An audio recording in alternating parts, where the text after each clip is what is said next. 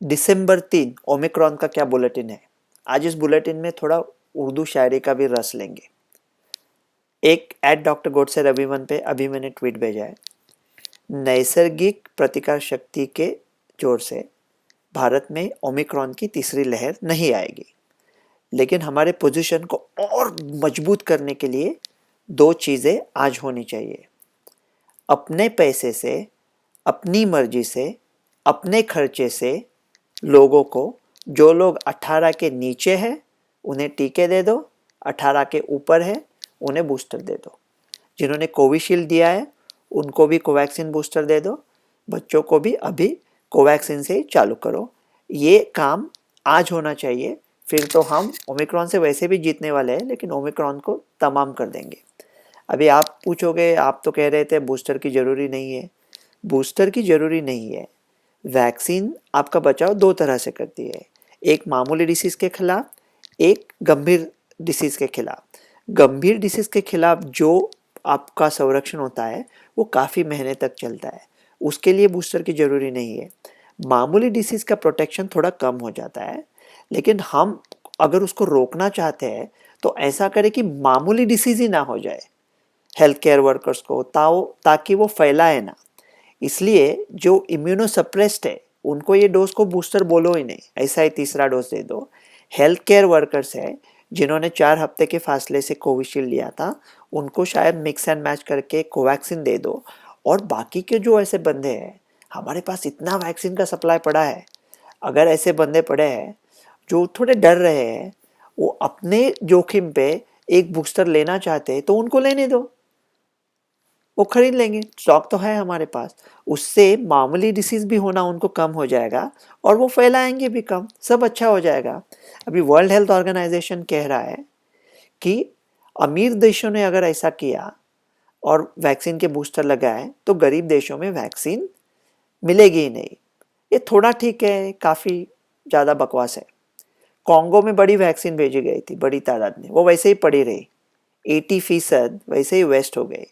ये अमीर देशों ने गरीब देशों की मदद करना, इसका मतलब सिर्फ एक है। इसका मतलब ऐसा है कि अमीर देश के गरीब लोगों के जेब से पैसा निकाल के गरीब देश के अमीर लोगों के जेब में डाल देना। तो आप इस झोलझाल में ना पड़े, छोड़ दे। अगर आपको बूस्टर लेना है तो ले ले। अभी ओमिक्रॉन के 2 केसेस आ गए भारत में, बड़ी शिद्दत से ढूंढ रहे हैं यार हम ओमिक्रॉन को। तो डेल्टा तो बेचारा मायूस हो गया। डेल्टा कह रहा है दबा के कब्र में चले गए, न दुआ न सलाम। थोड़ी सी देर में ये क्या हो गया ज़माने को। मतलब 8,000 केस आए हैं, उनमें से 7,998 डेल्टा है, 2 ओमिक्रॉन के हैं, लेकिन डेल्टा को कोई अभी पूछता ही नहीं है। तो अभी ये ओमिक्रॉन के केसेस क्यों मिल रहे हैं? हम कोशिश कर रहे हैं इसलिए मिल रहे हैं। लेकिन मेरा एक तुच्छ सवाल है सबसे, मैं अभी एक टीवी चैनल पे पूछा हूँ कि क्या आपको केसेस आ रहे हैं इसलिए आप ओमिक्रॉन को ढूंढ रहे हैं, या ओमिक्रॉन की खबर आई है इसलिए आप केसेस ढूंढ रहे हो?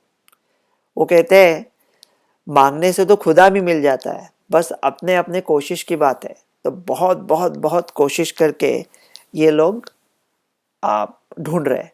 अभी पूरे दुनिया में केसेस, मतलब वो आए नहीं है, वो केसेस पहले ही थे, अब उनको पता चल रहा है। तो क्या हम इसे रोक सकते हैं?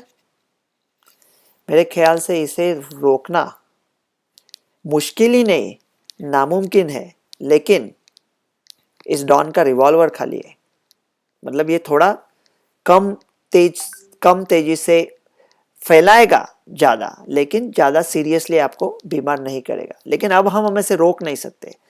अगर वो किसी जगह पे है दुनिया में तो सब जगह पे है। मानो एक कतरा होता है, पानी का बूंद, अगर वो दरिया में गिर गया तो वो कतरा कतरा नहीं होता, उसका खुद का व्यक्तित्व नष्ट हो जाता है, लेकिन वो खुद दरिया बन जाता है। जैसा गालिब ने कहा था, इशरत एक कतरा है दरिया में फना हो जाना, दर्द का हद से गुजर जाना है दवा हो जाना। हम अब दर्द के हद की सीमा के पार निकल चुके हैं, जब 2 साल से अब ये दवा हो गया है। ये शायद तेजी से फैलेगा। अभी इसके ऊपर और एक रूमर भी ये है कि ये ज़्यादा संक्रमित करता है लेकिन इतना सीरियस नहीं है। अभी पता चलेगा यह सच है या नहीं, लेकिन शायद सच हो सकता है क्योंकि इसमें इतने म्यूटेशन है, तो कभी कभी उसकी ताकत ही उसकी कमजोरी बन जाएगी। इतने सारे म्यूटेशन की वजह से वो इनफेक्टिव वायरस हो जाएगा, लेकिन वो संक्रमित करने में अच्छा रहेगा। तो मैं करता हूँ अच्छा ही रहे। मतलब अगर अफ्रीका में ऐसा पूरे सब लोगों को हो गया, ज़्यादा संक्रमित करे ना, कोई सीरियसली ये लो, तो फिर अच्छा ही अच्छा है। वैक्सीन देने का कष्ट ही नहीं, जैसा वैक्सीन दे गया वैसा नेचुरल डिसीज हो गया। ये केसेस यंग लोगों में आ रहे हैं, लेकिन अफ्रीका के मोस्ट ऑफ द जो यंग लोग हैं उनमें कोई वैक्सीन नहीं है। तो क्या आपके टीके चलेंगे इसके ऊपर? आपके टीके शायद थोड़े कम चलेंगे, लेकिन डेफिनेटली चलेंगे। सब टीकाओं के स्टॉक ऊपर गए। वो आपने न्यूज़ सुनी होगी कि फाइज़र मॉडर्ना शायद अपना फार्मूला चेंज करने वाले हैं। वो ऐसा फार्मूला आरएनए वायरस में चेंज होता है ये 2 साल में। अभी कहाँ चेंज किया डेल्टा के लिए? डेल्टा के खिलाफ यही चला ना। और ये जो वैक्सीन के एंटीबॉडी छोड़ दो, टी सेल आपको बचाएंगे। वैक्सीनेशन ही एकमात्र इससे रास्ता है। तो आप वैक्सीनेशन लेते रहिए पूरे दुनिया में, जिससे ज़्यादा है उतना अच्छा हो जाएगा। अभी तो अभी जो ओमिक्रॉन के न्यूज़ है कि इसको हुआ उसको हुआ, इतने लोगों को हुआ, लेकिन आपने ऐसा सुना नहीं है। अब तक काफ़ी केस आ चुके हैं, लेकिन आपने अब तक सुना नहीं है कि कोई गंभीर तरह से, एक दो अस्पताल में गए थे लेकिन कोई गंभीर तरह से या मर गया, ऐसा नहीं है। वो शोले का डायलॉग है ना, हम लोग ओमिक्रॉन के नाम सुन रहे, इसको हुआ उसको हुआ उसको हुआ। वो गब्बर गन में ये डाल के वो रिवॉल्वर घुमा देता है और बात थोड़ी देर बाद कहते हैं साले सब बच गए। अभी ऐसी बेहुदा बात करनी नहीं चाहिए, ये सीरियस डिसीज है, मैं जानता हूँ। लेकिन वो इकबाल कहता था ना, अच्छा है दिल के साथ रहे पासबाने अक्ल, पर कभी कभी उसे तन्हा भी छोड़ दे। मेरे मामले में ये होता है कि कभी कभी मेरे पास होता है, ज़्यादातर मुझे छोड़ देता है, पर ठीक है। तो अभी ये जो ओमिक्रॉन है, क्या उसके ऊपर दवाएं चलेंगी? कौन सी कोरोना की दवाएं अब तक? रेमडेसिविर शायद चलेगी, वो तो लेट स्टेज में यूज़ करते हैं। स्टीरॉयड भी चलेगी, वो इन्फ्लेमेशन में यूज़ करते हैं। अर्ली स्टेज में क्या दवा है हमारे पास? अर्ली स्टेज में मोनोक्लोनल। मोनोक्लोनल कौन से है? कैसे और इम्डे जो रेजनरॉन के हैं, सिप्ला के, और ग्लाइकोसिड बीचन ने बनाया है उसको सोटोरोविमैब, वो है। वो जीएसके ने अभी स्टेटमेंट दिया है कि उन्होंने अभी ऑलरेडी स्टडी किया और ओमिक्रॉन के खिलाफ उनके एंटीबॉडी चलेंगे, ऐसा उनको लगता है। वो ज़्यादा स्टडी करेंगे। बहुत अच्छी खबर है। अभी 2 नई दवाएं आ रही है जो मुंह से ले सकते हैं। एक मर्क की है और दूसरी फाइजर की है। वैक्सीन की नहीं बात कर रहा हूँ, दवा की। मर्क की जो दवाई है वो दूसरे किसी साइट पे काम करती है, तो म्यूटेशन से उसे फर्क नहीं पड़ेगा। उसका प्रभाव पहले 50% लगा था, अब 30% है। बट फिर भी 100 में से 3 में से 1 भी अस्पताल के बाहर रह गया तो बहुत अच्छा है। फाइजर की जो दवा है वो 90% प्रभावी है, और उनको लगता है कि वो भी एक अलग साइट पे अटैक करती है, तो उनको लगता है 90% प्रभाव हो जाए। तो ऐसी भी कुछ आशादायी बात करें कि ऐसे दवाई जो हमारे एग्जिस्टिंग है वो सारे ओमिक्रॉन के खिलाफ चलेंगे। मेरा तो मानना ये है कि 2 हफ्ते बाद शायद हम पलट के देखेंगे कि हमने क्या किया। सारे लोगों के क्रिसमस प्लान के जो सब प्लान किए थे उसका पूरा बैंड बजा दिया, इकोनॉमी का बैंड बजा दिया, ट्रैवल का बैंड बजा दिया, लोगों की जो उम्मीद बनी थी उसका बैंड बजा दिया, और हमारे हाथ में कुछ नहीं आया। ये ओमिक्रॉन जैसा जितना हमको लगता था उतना खतरनाक नहीं है, ऐसा शायद 2 हफ्ते में पता चलेगा।